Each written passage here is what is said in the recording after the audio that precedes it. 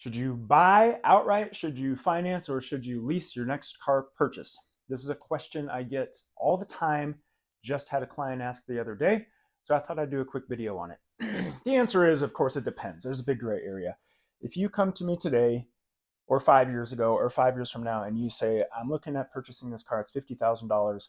Should I write a check for it or should I get a loan for it? I'm going to say, what's the interest rate? Because it's all driven by what that interest rate is. If the interest rate is low and the market is hot, your investments are making money, then it might make more sense to go for the loan and take that low interest rate and keep your money invested.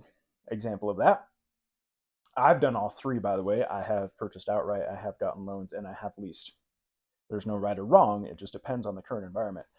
My recent truck, which I bought in 2020, my 15th vehicle purchase. I'm 40 years old, so if you do the math there, since I turned 16, we're talking about a car a year, so believe me, I've done this a time or two.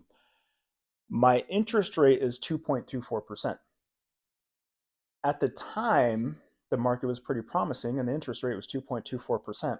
That to me was a no-brainer. Sign me up for that 2.24%. Now, leasing oftentimes gets a bad rap. People say, well, I don't want to lease a car. I've been told that's bad. Well, why is that bad? It's just leasing. You never want to lease. Well, lease, let's forget the term lease, because all a lease is a long-term way of financing, and it has what I would call a balloon payment. So you lease a car for 36 months, and you have your mileage limitations, but quite honestly, that doesn't matter unless you just give the car back, which most people don't. So forget the term lease. Forget about your mileage limitations. Leasing is right for a couple people. Business owners. Work with some business owners who have a fleet of trucks. So a construction company, they've got 25 trucks. They get beat up. Every 3 years when the lease is up, they're going to turn in all those trucks and they're going to get all new trucks. Mileage doesn't matter because they made another purchase with that same dealership. So leasing can make a ton of sense.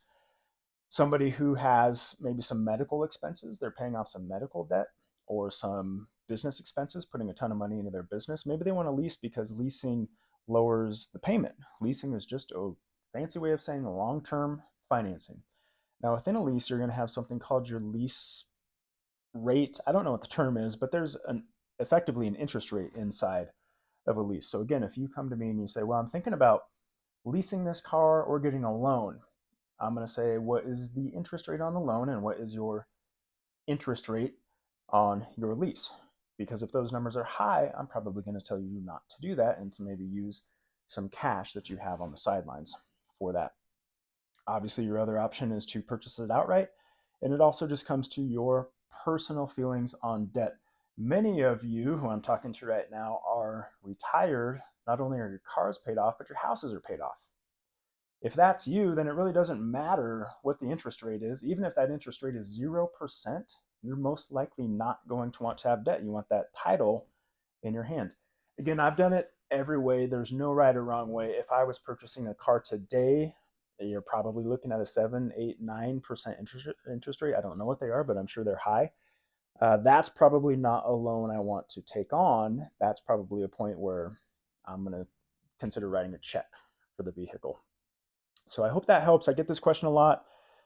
May or may not pertain to you because a lot of you just are anti-debt and everything's paid off, and that's fantastic. I would never want to talk you into a lease or a loan, but maybe you could share this with a child or a friend who's going through these same types of decisions. So happy Friday, and I hope that was helpful.